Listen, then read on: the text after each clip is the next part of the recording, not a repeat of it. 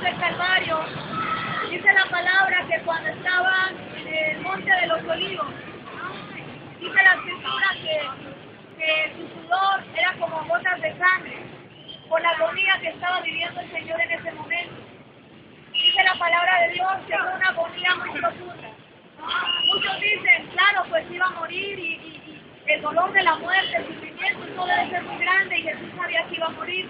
Pero yo quiero explicarte realmente qué era lo que angustiaba al Señor Jesucristo, qué era lo que ocasionaba en él semejante agonía. Aún en el monte de los olivos él decía, Padre, si tú quieres, pasa de mí esta copa, pero que no sea tu voluntad, no se haga mi voluntad, sino la tuya.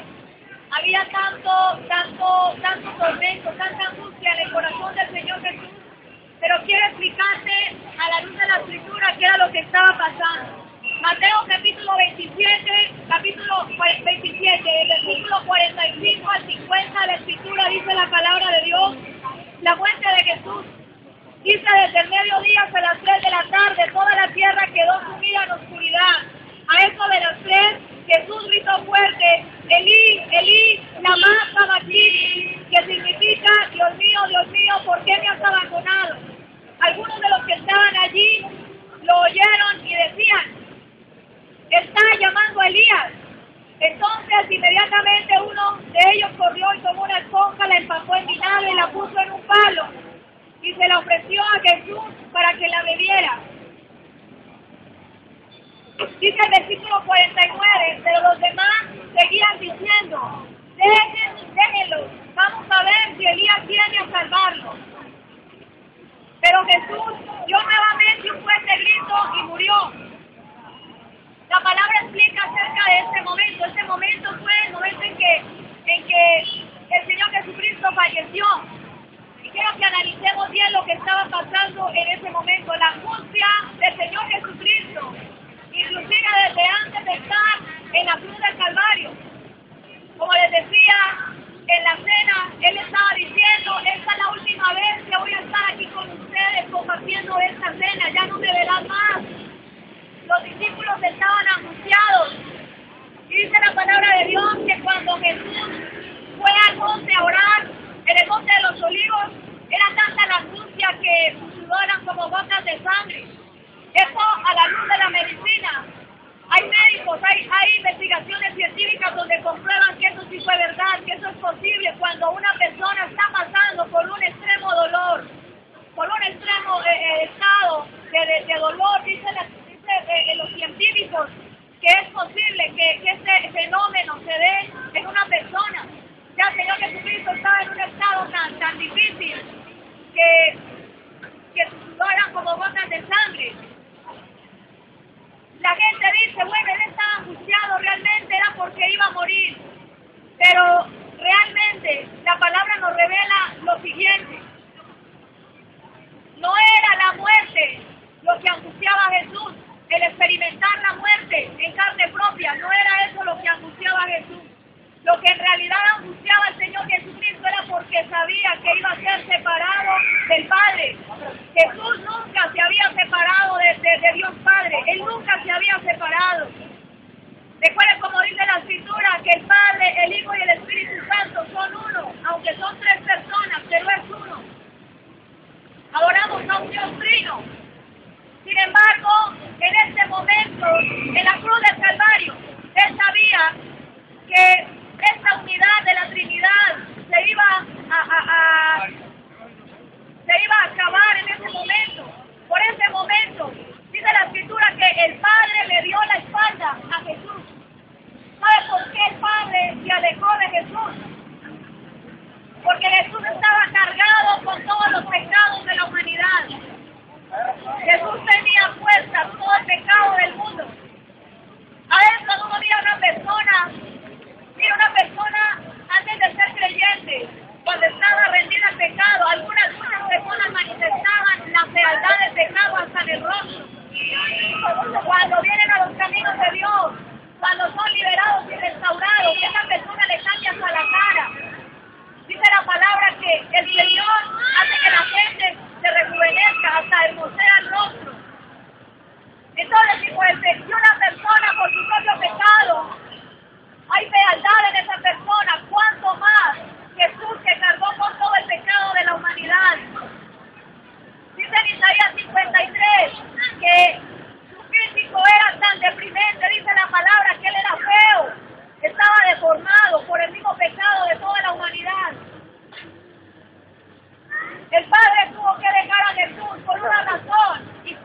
Porque resulta que el mismo pecado hacía que el Padre no se pudiera acercar al Señor Jesucristo.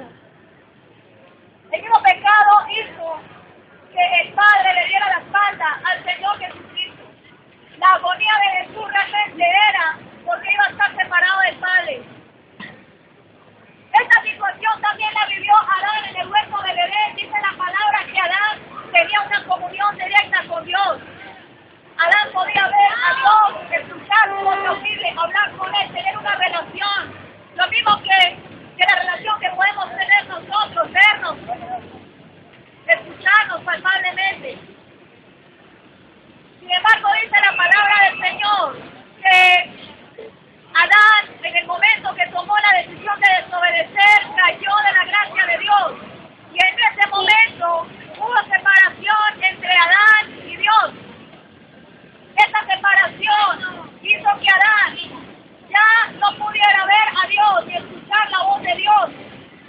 Hay una gran diferencia entre la separación que tuvo Adán de Dios y la separación que tuvo Jesús de Dios. Adán había sido separado de Dios por su pecado y por su desobediencia. Y estaba tranquilo, aunque estaba angustiado porque en ese momento la separación había causado en él una ruptura espiritual. Sin embargo, Adán no sabía, no entendía las consecuencias del pecado. Porque Adán no conocía el pecado. Adán no conocía el pecado. Adán conoció el pecado cuando fue tentado y cuando tomó la decisión de pecar.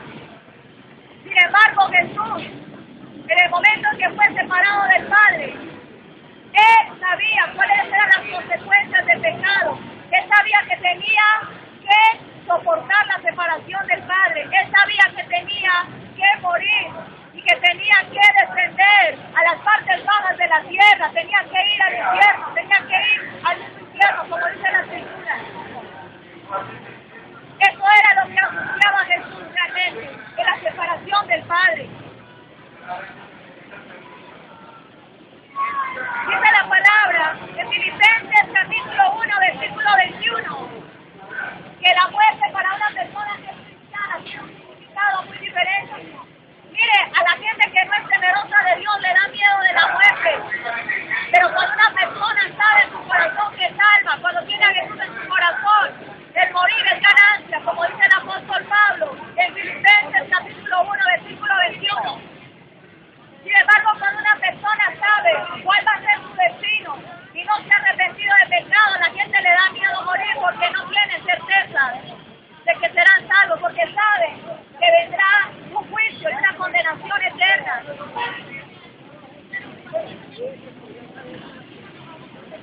Para el Señor Jesucristo, no es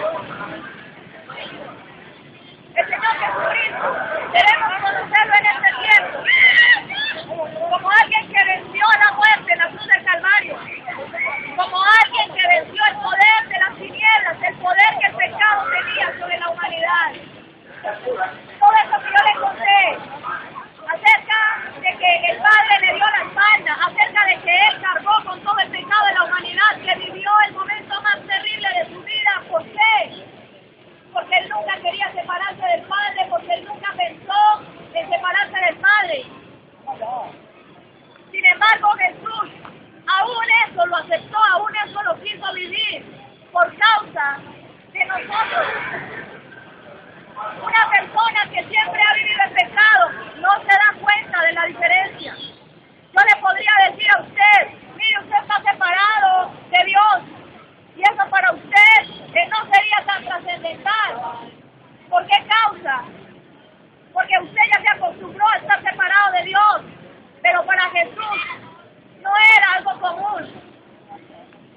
El hecho de saber que usted no escucha la voz de Dios, el hecho de saber que usted no lo puede ver, el hecho de saber que usted no puede compartir la gloria del Señor.